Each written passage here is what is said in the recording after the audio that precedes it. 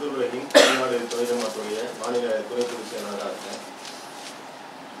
பொள்ளாச்சியில கூட்டு பாலியல் பலாத்காரத்தை 4 பேர்கள் சேர்ந்து அரங்கேற்றி இருக்கின்றார்கள். இந்த மனித மிருகங்கள் தன்னோடு நிறுத்திக் கொள்ளாமல் அப்பாவி பெண்களை காதல் வலையில விட வைத்து அவர்களை அணுவணுவாக சித்திரவதை செய்து அதை வீடியோ பதிவாக ஆக்கி தன்னுடைய சக நண்பர்களுக்கு அதை விருந்தாக ஆக்கியுள்ளார்கள். ஏற்கனவே தமிழகத்தில பாலியல் குற்றங்கள் அதிகரித்துக் கொண்டு வருவதாக பல புள்ளி விவரங்கள் சொல்லி வரக்கூடிய நிலையில இந்த சம்பவத்தை நாம் தோண்டி துருவி பார்த்தோம் என்று சொன்னால் ஏறத்தாழ 7 ஆண்டுகளுக்கு மேலாக 200க்கும் மேற்பட்ட பெண்கள், அப்பாவி பெண்கள், அபலை பெண்கள் காதல் என்ற வலையிலே ஏமாற்றி வீழ்த்தப்பட்டு அவர்கள் பல்வேறு கொடுமைகளுக்கு, பாலியல் துன்பங்களுக்கு ஆளாக்கப்பட்டிருக்கின்றார்கள். இது தொடர்பான புகாரை கற்பை இழந்த, கற்பு சூறையாடப்பட்ட பெண்கள் புகாராக கொடுக்க முன்வராத நிலையில கடந்த பிப்ரவரி 25ஆம் தேதி ஒரு பெண் காவல் நிலையத்தில் சென்று புகாரை அளிக்கின்றார். அந்த புகார் தொடர்பான விசாரணையை உடனடியாக துரிதமாக காவல்துறை விரைந்து நடவடிக்கை எடுக்காமல் அதில் மெத்தன போக்கை காட்டுகின்றார்கள். இந்த வழக்கிலே சம்பந்தப்பட்ட நபருடைய விவரங்களை எல்லாம் காவல்துறை அதிகாரிகள் வெளியில பரப்புகின்றார்கள். இந்த சம்பவத்துக்கு பின்னால் பல 100 பெண்கள் பாதிக்கப்பட்டிருக்கின்றார்கள் என்பதை நன்கு தெரிந்திருந்தும் கூட அதற்கான வீடியோ ஆதாரங்களை அந்த பெண்ணுடைய சகோதரனை கொண்டு போய் காவல் நிலையத்தில் ஒப்படைத்த பின்னால் யார் புகார் கொடுத்தார்கள் என்ற பெயரையும் அவர்களுடைய வீட்டு முகவரியையும் காவல்துறை அதிகாரிகள் வெளியிட்டிருக்கின்றார்கள்.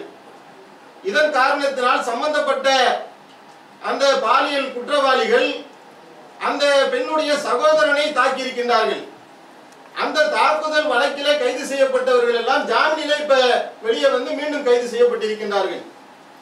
அப்ப இந்த வழக்கை காவல்துறை மெத்தன போக்கோடு தான் கையாளுகின்றது என்பது தெள்ளத் தெளிவாக விளங்குகின்றது.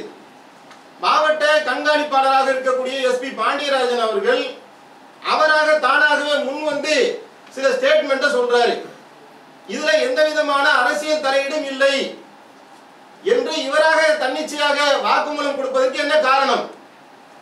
இதுல அரசியல் தலையீடு கண்டிப்பாக இருக்கின்றது என்று நம்புவதற்கு வலுவான பல ஆதாரங்கள் இந்த வழக்கில் சிக்கி இருக்கின்றது. நடக்கக்கூடிய சூழல்கள் எல்லாம் சிந்தித்து பார்த்தோம் என்று சொன்னால் அரசியல் பின்புலம் இல்லாமல், அதிகார மட்டத்துடைய பின்புலம் இல்லாமல் இந்த நாட்டில் இது போன்ற ஒரு கேடுகட்ட காரியத்தை யாருமே செய்ய இயலாது. MLA-வாக இருக்கக்கூடியவர்கள், பல உயர் அதிகாரிகளாக இருக்கக்கூடியவர்கள் பின்புலத்திலே இருந்து இதை இயக்குகின்றார்கள். இப்பொழுது கைது செய்யப்பட்டிருக்கக்கூடிய 4 பெரும் குற்றவாளிகளும் ஒரு உயர்ந்த பொறுப்பில் இருக்கக்கூடியவருடைய பிள்ளைகள் இதில் தொடர்பு இருப்பதாக பல ஆதாரப்பூர்வமான தகவல்கள் வந்து கொண்டிருக்கக்கூடிய நிலையில SP பாண்டியராஜன் இதுல எந்த அரசியல் தலையீடும் இல்லை என்று இவராக வந்து சொல்வதற்கு என்ன காரணம்?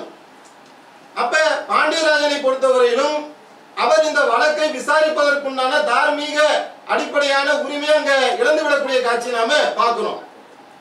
ஒரு வழக்கு வருகின்றது என்று சொன்னால் இது போன்ற மாதிரியான வழக்குகளில அடுத்தடுத்த நிலைகளில பாதிக்கப்பட்ட பெண்கள் வருவதற்குண்டான வாய்ப்பை காவல்துறை அதிகாரிகள் அமைத்து கொடுத்திருக்கிறாங்களா? வீடியோ வெளியே வந்திருக்கு. எப்படி வீடியோ வெளியே வந்துச்சு? யார் குற்றவாளியாக இருக்கின்றார்களோ குற்றவாளி கிட்ட இருந்து ஆதாரத்தை காவல்துறை அதிகாரிகள் தான் கைப்பற்றினார்கள். அந்த வீடியோ ஆதாரங்கள் சமூக வலைதளத்தை வெளிவந்தது எப்படி? அப்ப இதே மாதிரி பாதிக்கப்பட்ட மற்ற பெண்கள் வந்து புகார் கொடுப்பாங்களா? அந்த பெண்களுடைய குடும்பத்தார்கள் வருவார்களா?